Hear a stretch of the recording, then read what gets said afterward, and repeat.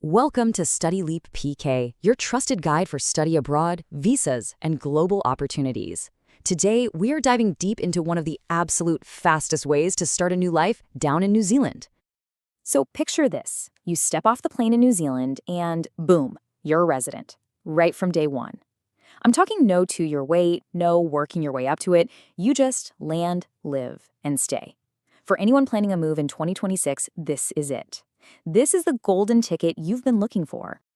So, what exactly is this thing? Well, it's called the Straight to Residence Visa, and it's for jobs on New Zealand's Tier 1 green list. And the real game changer here, the reason it's so popular, is that it lets you apply for residency either from your home country or the second you arrive. You get to completely skip that 2-year work period that most other visas make you go through.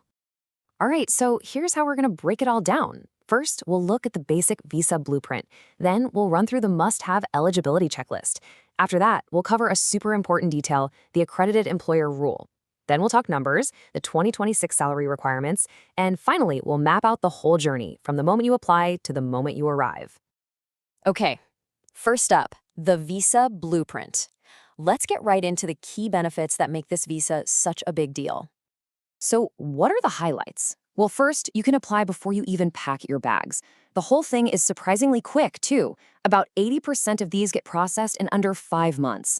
And here's a huge one for families. You can include your partner and even your kids, as long as they're 24 or younger.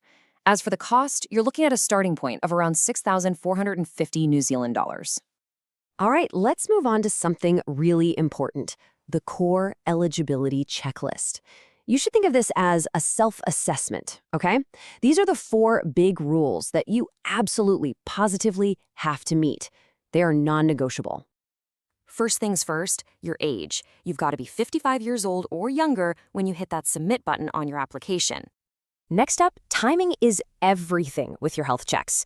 Your medical certificate and your chest x-ray have to be less than 3 months old when you apply, not a day older. And it's the same kind of deal with your English language test. Those results are only good for 2 years, so make sure they're still valid. And finally, that job offer. If you've got a fixed-term contract instead of a permanent one, it needs to be for at least 12 months. So let's just quickly recap the 4 pillars here. You need to be 55 or younger. You have to pass the health and character checks with up-to-date documents. You must meet the English language standards, and you need to have a solid job offer, either permanent or for at least 12 months. Get those 4 things right, and you're in the game. Okay, lean in for this next part, because this is the insider tip. We're talking about the one detail that trips up so many applicants, the accredited employer rule. Seriously, getting this wrong can derail your entire application before it even starts. And here it is, the big one. It's not enough to just get any job offer. Immigration New Zealand couldn't be clearer about this. Your employer must be on their official accredited employer list. There's no way around it. This is a deal breaker. So, how do you actually check? It's pretty straightforward, really. First, you're going to ask the company for their New Zealand business number, the NZBN. Then you just hop onto the official Immigration New Zealand website.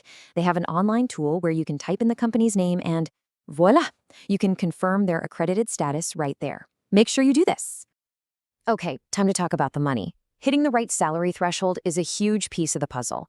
We're going to look at the specific numbers you'll need to hit for a 2026 application, because these rates actually kick in late 2025. So this is the standard you'll be measured against. So, for most of the jobs on this Tier 1 green list, there's a general rule. Your pay has to be at or above the median wage. For 2026, that magic number is set at $33.56 an hour. And this is a big but, there are a few high-skilled jobs where that number jumps up a lot. For people in ICT, electronics, and telecom, you're looking at almost $70 an hour.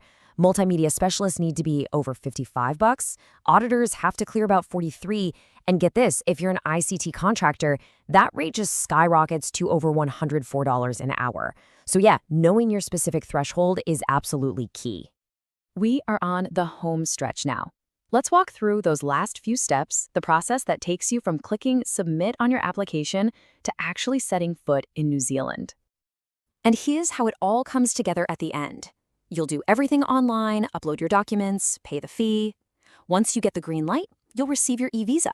Now, here is the last and most critical deadline.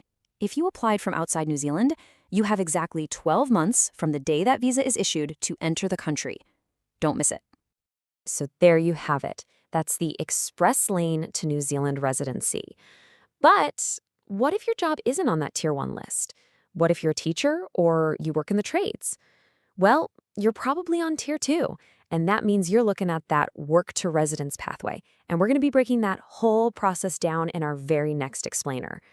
Like, share, and subscribe to StudyLeap.pk for more visa and study abroad updates. See you in the next video.